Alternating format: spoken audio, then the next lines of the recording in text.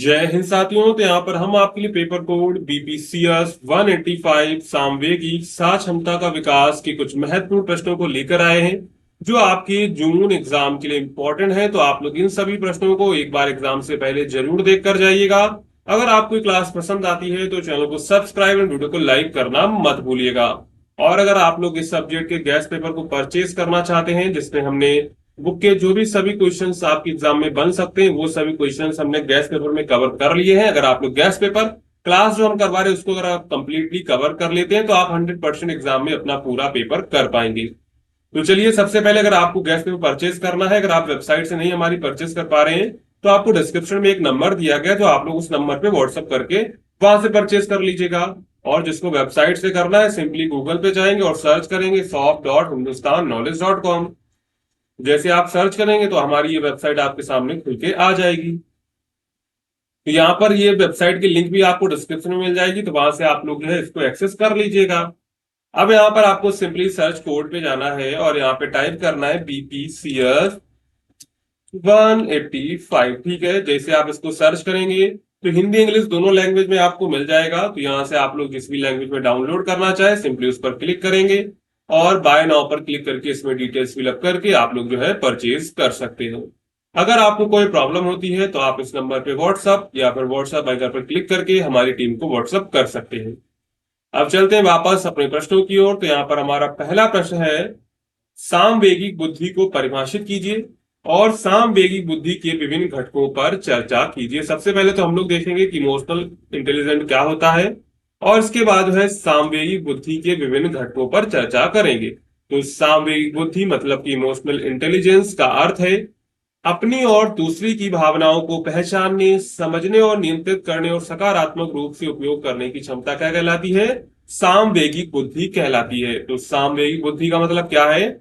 अपनी और दूसरे की भावनाओं को पहचानना, समझना और नियंत्रित करना, उसको सकारात्मक रूप देना, ये क्या कहलाता है? सामवेगिक बुद्धि कहलाता है। यह बुद्धिमत्ता का वह रूप है जो व्यक्ति को भावनात्मक रूप से संतुलित, सामाजिक रूप से समझदार और संबंधों में कुशल बनाता है। सामवेगिक बुद्धि हमें यह सिखाती है कि जब हम क्रोधित हों, दुखी हों या खुश हों तब हमें कैसे व्यवहार करना चाहिए। हमें खुद को और दूसरों को बेहतर समझने में मदद करती है।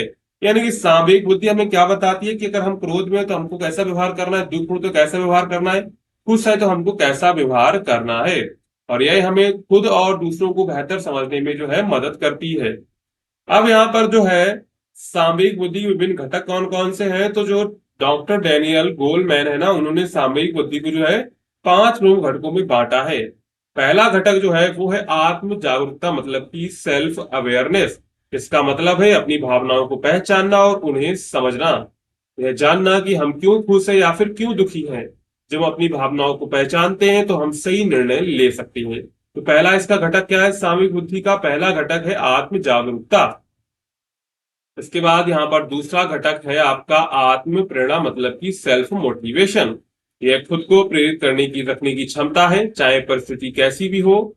कठिनाई आने पर भी हार ना मानना और अपने लक्ष्य की ओर बढ़ते रहना। तो आत्म प्रेरणा का मतलब क्या, सेल्फ मोटिवेशन का मतलब क्या है? खुद को प्रेरित रखने की क्षमता है और चाहे परिस्थिति कैसी भी हो, कठिनाई आने पर भी हार ना मानना और अपने लक्ष्य की ओर आगे बढ़ते रहना। यह हमें अनुशासित और मेहनती बनाती है। इसके बाद इसी में चौथा घटक है सहानुभूति, इम्पैथी या फिर सोशल अवेयरनेस। तो यहाँ पर दूसरों की भावनाओं को समझना और उनके दृष्टिकोण से चीजों को देखना, यह हमें संवेदनशील और दूसरों के प्रति दयालु बनाती है। सहानुभूति से हम दूसरों की मदद कर पाते हैं और अच्छे संबंध बना पाते हैं। अगर हमारे पास सहानुभूति नहीं होगी तो हम दूसरों के साथ क्या करेंगे? अच्छे संबंध नहीं बना सकते। ठीक है, अब यहाँ पर चलते हैं पांचवा इसमें घटक क्या है? संबंध प्रबंधन, मतलब कि रिलेशनशिप मैनेजमेंट। ये दूसरों के साथ अच्छे संबंध और निभाने की कला है। इसमें संचार, सहयोग, नेतृत्व और संघर्ष समाधान शामिल है। यह स्कूल, परिवार और कार्यस्थल में बहुत उपयोगी होता है।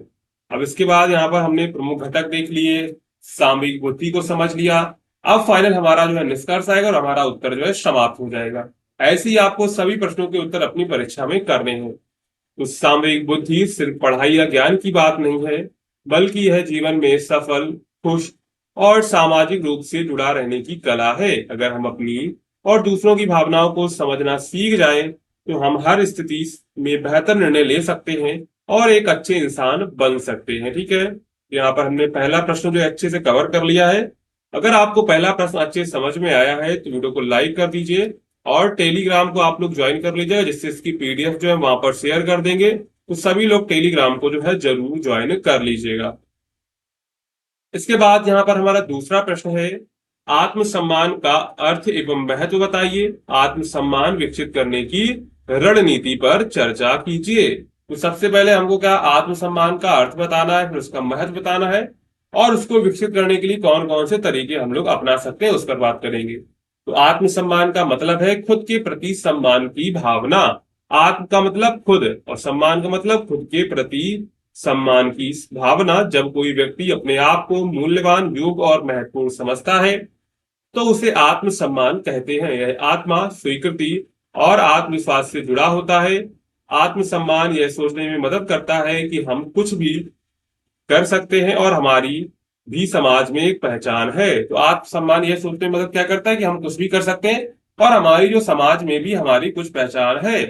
अब इसका महत्व देख लेते हैं कि आत्मसम्मान की क्या महत्व है। तो आत्मसम्मान से आत्मविश्वास में वृद्धि होती है। आत्मसम्मान होने से व्यक्ति में आत्मविश्वास बढ़ता है, वह किसी भी कार्य को करने में हिचकिचाता नहीं है। इसके बाद सकारात्मक सोच विकसित होती है। आत्मसम्मान वाला व्यक्ति हमेशा सकारात्मक सोच रखता है, वह समस्याओं से डरने के बजाय उनका समाधान खोजता है। इसके बाद आत्मसम्मान से संबंधों में सुधार होते हैं। जब हम खुद को सम्मान करते हैं यानी खुद का सम्मान करते हैं तो हम दूसरों को भी सम्मान करना जानते हैं, जिससे हमारे रिश्ते मजबूत होते हैं। ठीक है, इसके बाद निर्णय लेने की क्षमता। आत्मसम्मान से व्यक्ति को सही और गलत में अंतर करने की क्षमता मिलती है और वह आत्मनिर्भर बनता है।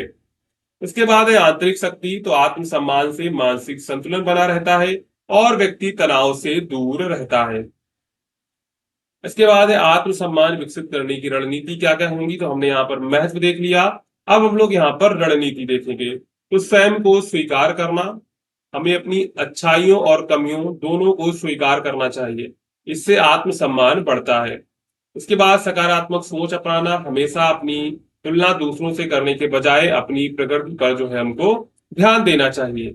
इसके बाद लक्ष्य निर्धारित करना, अपने जीवन में छोटे छोटे लक्ष्य बनाएं और उन्हें पूरा करने की कोशिश करें, इससे आत्मविश्वास बढ़ेगा और आत्मसम्मान भी मजबूत होगा। इसके बाद हमारी जो स्वस्थ दिनचर्या होनी चाहिए, नियमित व्यायाम, अच्छा खान पान और पर्याप्त नींद से मन प्रसन्न रहता है, जिससे आत्मसम्मान में वृद्धि होती है। इसके बाद है नकारात्मक लोगों से दूरी, ऐसे लोगों से दूरी बनानी चाहिए जो आपको नीचा दिखाते हैं या आपकी जो है आलोचना करते हैं। इसके बाद है अपने लिए समय निकालना, अपनी रुचियों को समय देना, जैसे पढ़ना, संगीत सुनना या कोई हॉबी अपनाना, यह खुद से जुड़ने में मदद करता है। इसके बाद है सकारात्मक आत्मवार्ता, खुद से हमेशा अच्छे शब्दों से बात करें, जैसे मैं योग्य हूँ, मैं कोशिश कर रहा हूँ, मैं बेहतर बन सकता हूँ। ये सब क्या है, ये सब जो है आत्मसम्मान विकसित करने की रणनीतियां हैं। इसके बाद यहाँ पर हम लोग निष्कर्ष लेकर अपना उत्तर समाप्त करेंगे। तो आत्मसम्मान एक स्वस्थ और सफल जीवन की नींव है।